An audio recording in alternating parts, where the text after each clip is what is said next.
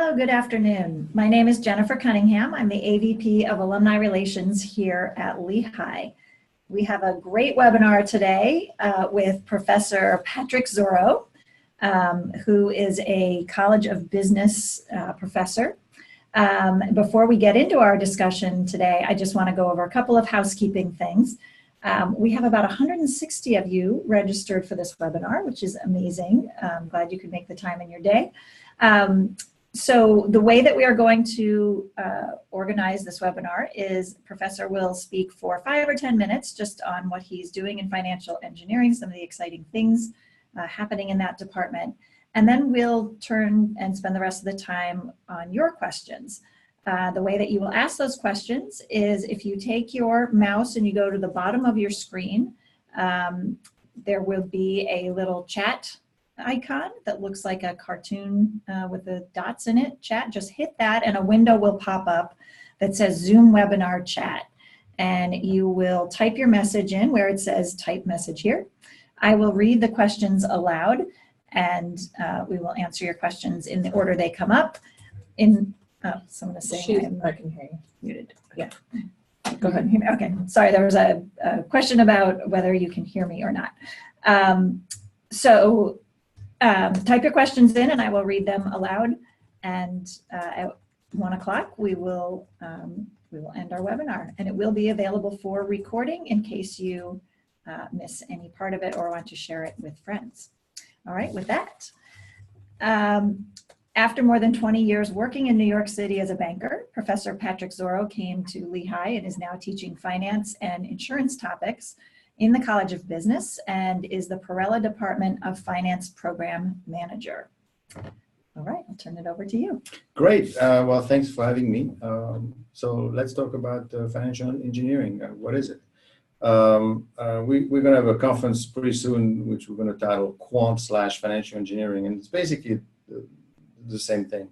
We're looking at topics pertaining to data, pertaining to finance, and pertaining to math and engineering. So it's an amalgam of topics. And the way we know that is because most of our graduates end up in lots of different industries. We have them working for GE, people at Goldman Sachs, people at Cromartie, BNP Paribas, and doing lots of things. Either they are programming, they're on quant desks, they're trading, and that's what's exciting about this this program is that it enables you. It's a master's program, enables you to have access to great information, great ways to manage that information. I mean, keep in mind that in the past few years alone, 90% of the data has been created. So think of all that information that is being processed nowadays through your iPhone, through your Facebook account, through lots of ways. So 90% of the data that you have currently has been created only a few years ago. So how do we manage that information and how that's going to impact, and we'll discuss this, I'm sure, with a further question, but the type of jobs that you could have in that industry. And again, we're not talking about programming, it's not computer science. We are forming business people with a bent on quant. And more importantly, as we do in all the program at Lehigh, we want them to be problem solvers. So not masters of everything, not programmers, but you need to understand the world that you're living in. So, and essentially the program has 3 components. It's got a finance component, it's got a math and engineering. And combined, it provides the students a very good foundation on which to build. Now, that's the academics, that's the curriculum. In addition to that, you know, we have alumni nights. In fact, we had one 2 weeks ago in New York City, where all the alumni get together and we bring in some graduates to help them obviously get jobs and further their career. We have a podcast where we talk about lots of interesting topics having to do with blockchain, having to do with machine learning, which are terms that if you're going to be in this field, you need to know what these are and how to operate and what they really mean and what the impact is going to be. Something very simple as machine learning. Everybody's talking about machine learning, which is related to deep learning, into artificial intelligence. I mean, everybody's familiar with artificial intelligence. Machine learning is kind of a version of this, and at the bottom of it is regression analysis. So, but these are not new topics. Right? What's new is that the sheer amount of data that is now available. And that will impact on how you conduct your business and the type of job you're going to have. We also have a Twitter account where we have, most of our students gets involved in projects.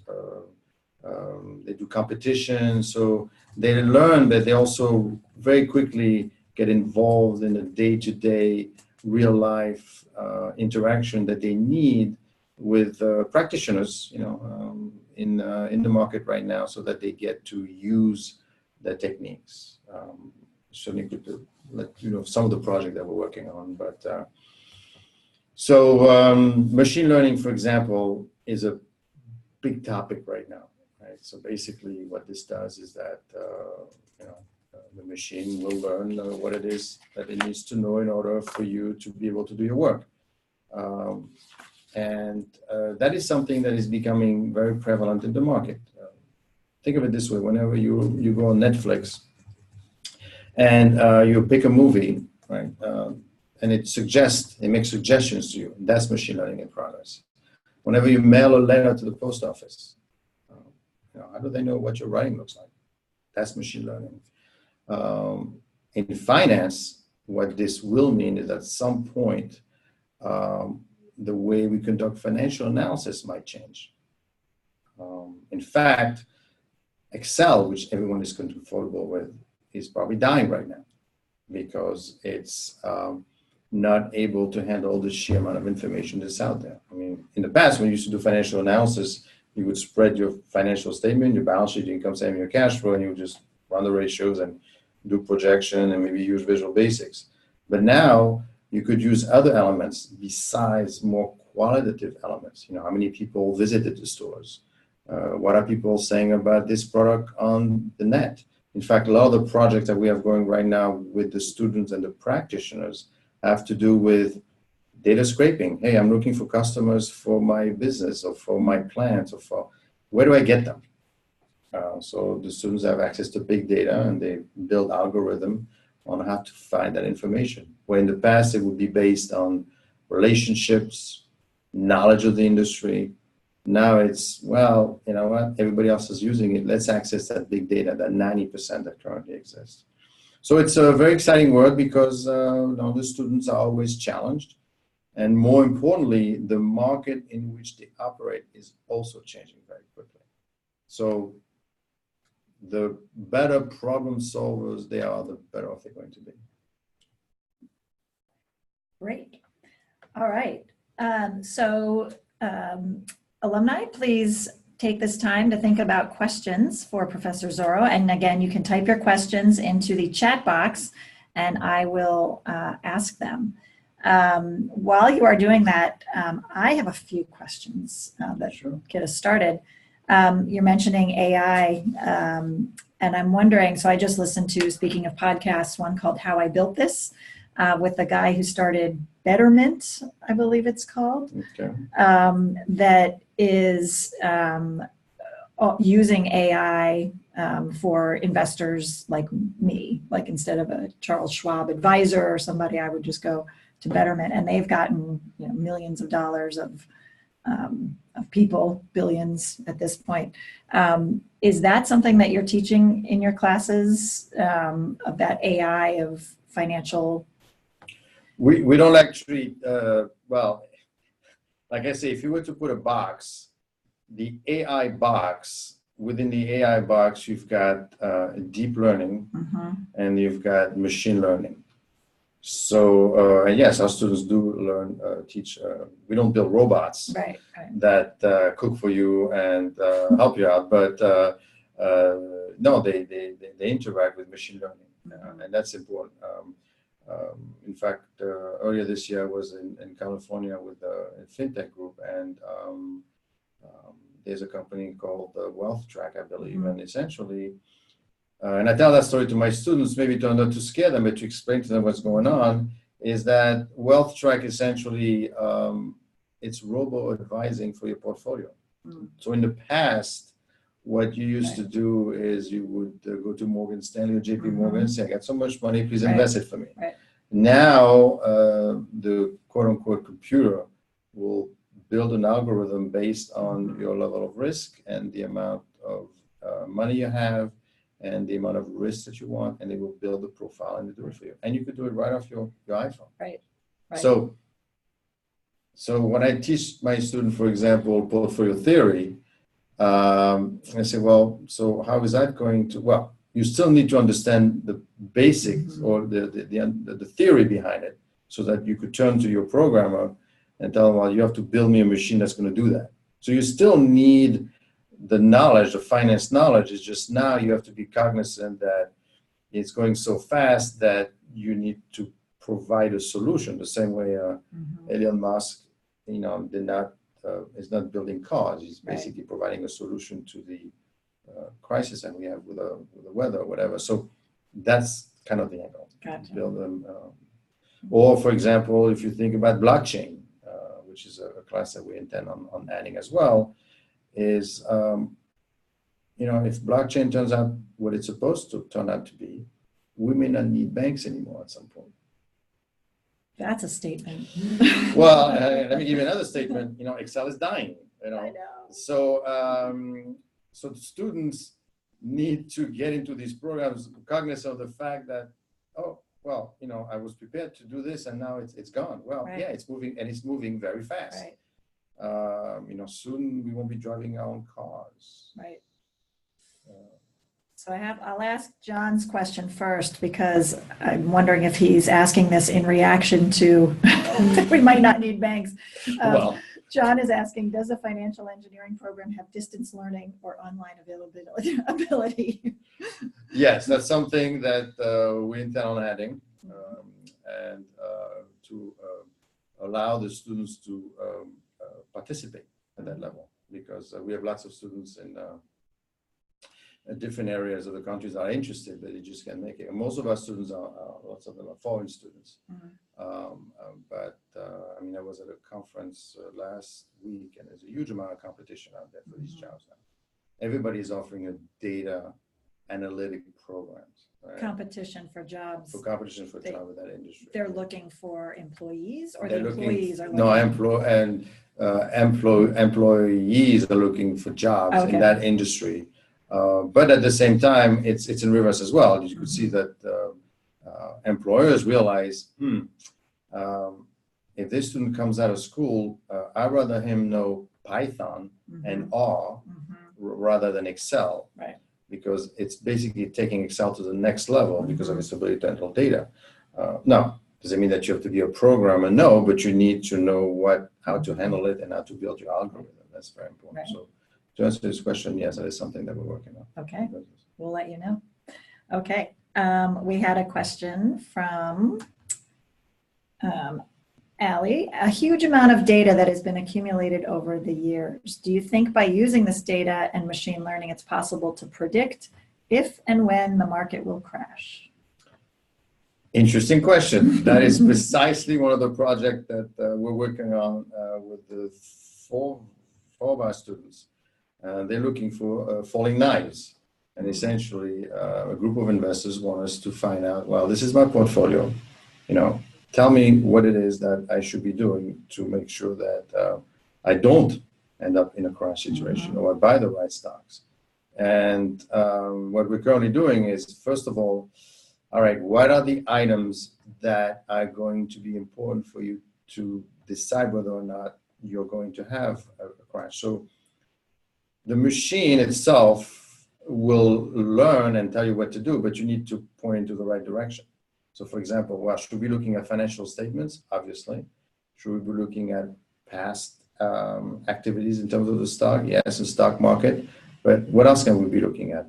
Government decisions. Like I said, what people are saying about the stock, about the market.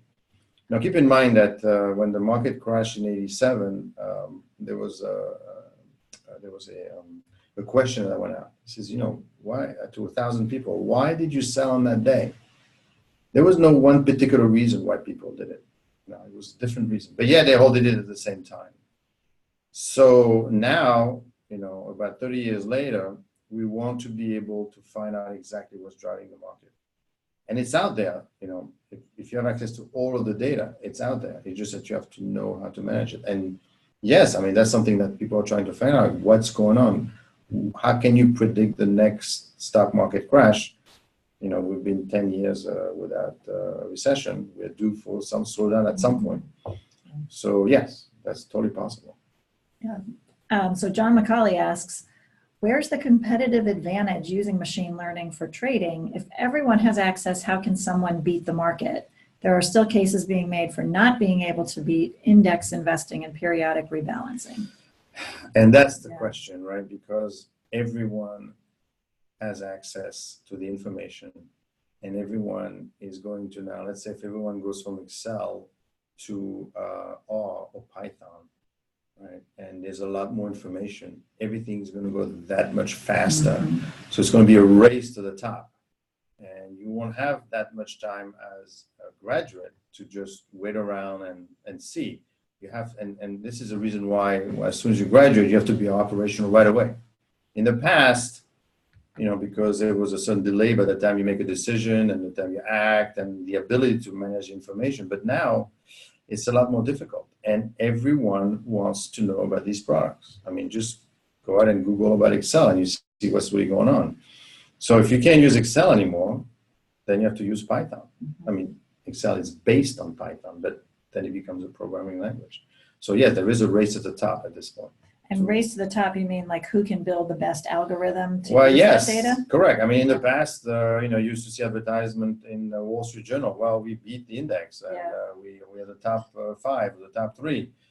But now it's going to happen instantaneously because everyone accesses information, so you're going to have to process that much faster.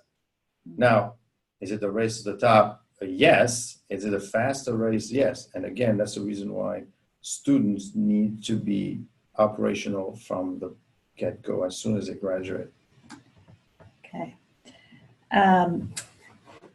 Fred asks a question, is there a set of standard IT tools that Lehigh students learn in the financial engineering program? For example, data science with Python and R, which you have talked about a little bit, business analytics and business intelligence with Microsoft Power BI. I will say this, because the market is changing so quickly and because there's so much data, the program is built to be as nimble as possible. For example, we're probably going to be adding some new features to the program to respond to what's going on out there. And some of the activities that we're doing relates to the podcast. We did a podcast on blockchain. We did a podcast on machine learning, and a few others. So we want to be reactive as much as possible. So the students right now are exposed to Python, to R, to MATLAB. We expect to bump up the volume a little bit more in terms of graduation because we want to be able for them to have even more knowledge of these tools. Again, not making them programmers, but they should know at least to do some coding relating to financial situations. Speaking of the students, would the students be allowed to use any dedicated machines for running HFT simulations? That's a question from Aaron Dedich.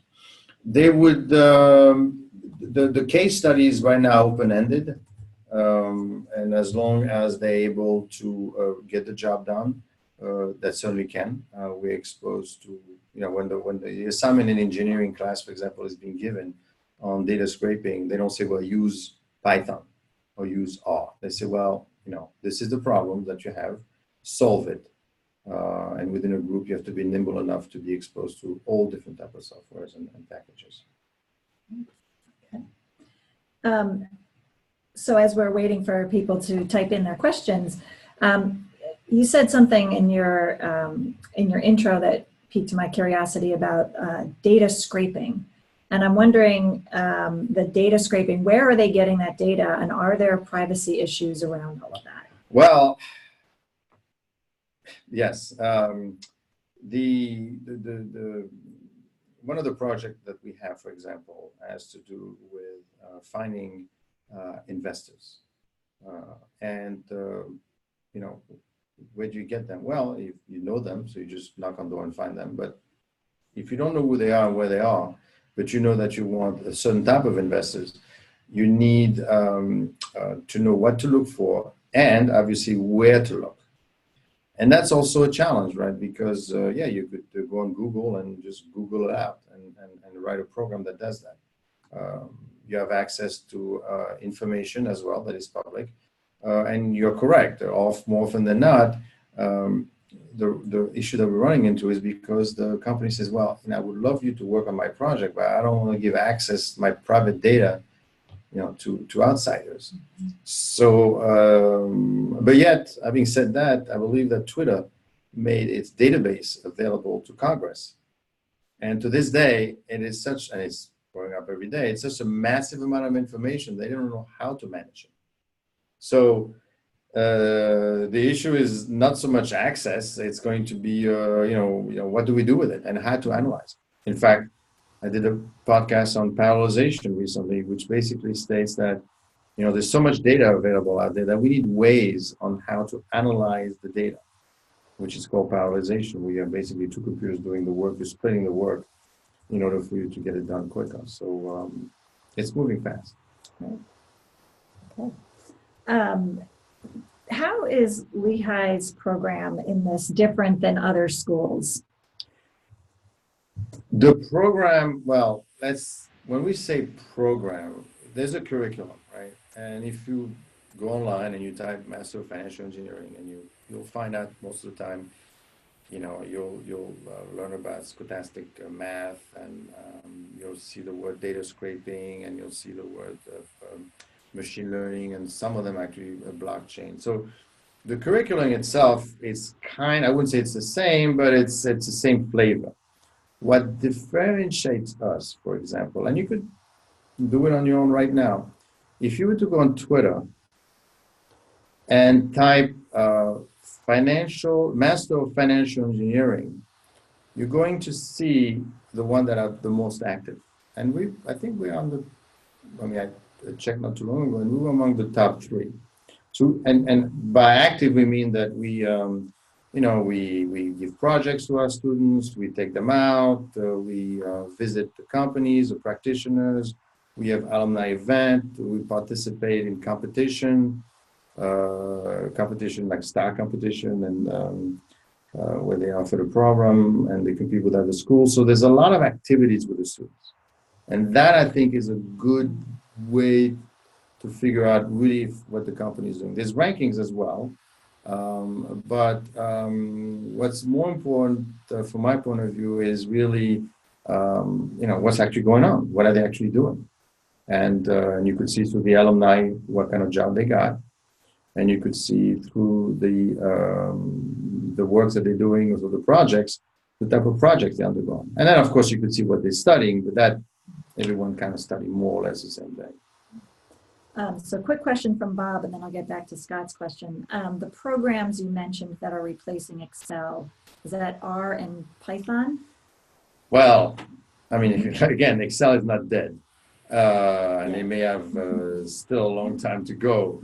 But obviously, if you were to spread or look for, what people like throughout the United States, if they like a particular company, there's so many rows you could look for in Excel, right? And then in terms of columns, there's limits.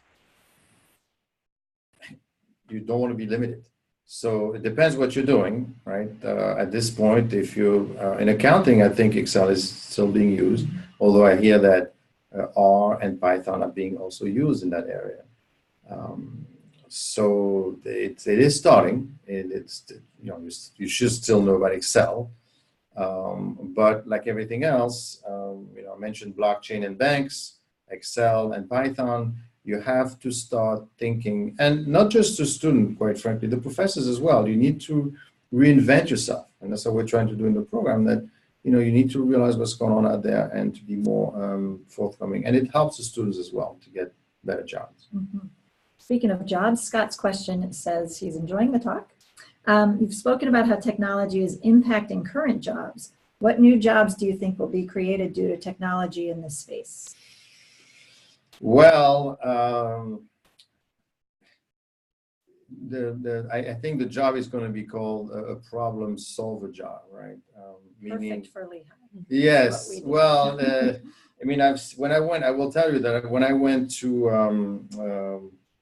the West Coast, we met people at Visa, for example, and the one that's in charge of the payment system graduated from Lehigh, but I think it was a degree in biotech engineering. I said, well, this has nothing to do with what you're doing. The point is that he was very lucky that his program taught him to solve issues and solve problems. And frankly, when you go to work in financial industry specifically, you have to be adept at the new ways of learning and how to manage the process, and you have to be nimble enough. And that's what we do with our students. We teach them the principles, but then have to be nimble enough to undertake any projects. One of the projects that we're doing right now, a student looked at me and said, but there's nothing. Yeah, but that's right. There is nothing. No one's going to tell you what to do. You have to come up on some of the search that we're doing. You have to come up with ways to look for items, and you have to decide what's important. For example, if you're looking for investors, the type of investors you're looking for, and you have to decide where to look. And you mentioned the data availability, which is not a lot of it is available. Some of it might be private, some of it might not be private. So students have to build this thing from scratch, literally. Aaron, we'll answer your question via email. He's asking about these competitions, but we'll get to that on email because I do want to get to this last question from John. Any thoughts on the Libra proposal by Facebook as a digital currency, and what are the benefits compared to the US dollar-based electronic transactions? In 2 minutes or less. Okay, great. In 1944, there was I'm serious, the Bretton Woods conference. And at that time, Keynes, anyone in finance should know what that is, said that we should have a basket of currency. Now, he lost that, and the dollar became the currency of choice. Facebook, i.e., and the other companies working with Facebook said that, well, maybe we should have another currency.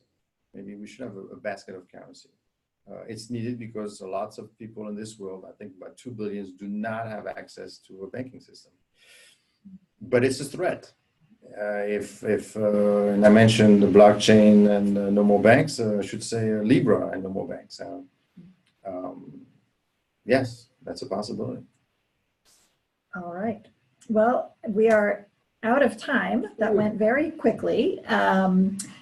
And I think we've been posting here some of the information, but we'll also get this out to you via email about the podcast and the upcoming conferences and ways that you as alumni can get involved in the program and with Professor Zoro. Any last words and parting advice for our guests? I will say again, just think of it this way. 90% of data was created only a few years ago. And it's not just for finance, for anything for that matter. I think at the end of the day, maybe we should start, the public should start to get paid for the data that we're providing to everyone in that matter. I would vote for you. Yes. Make that happen. Well, thank you, everyone. And I hope you'll join us at our next Mountain Talk. Have a great day.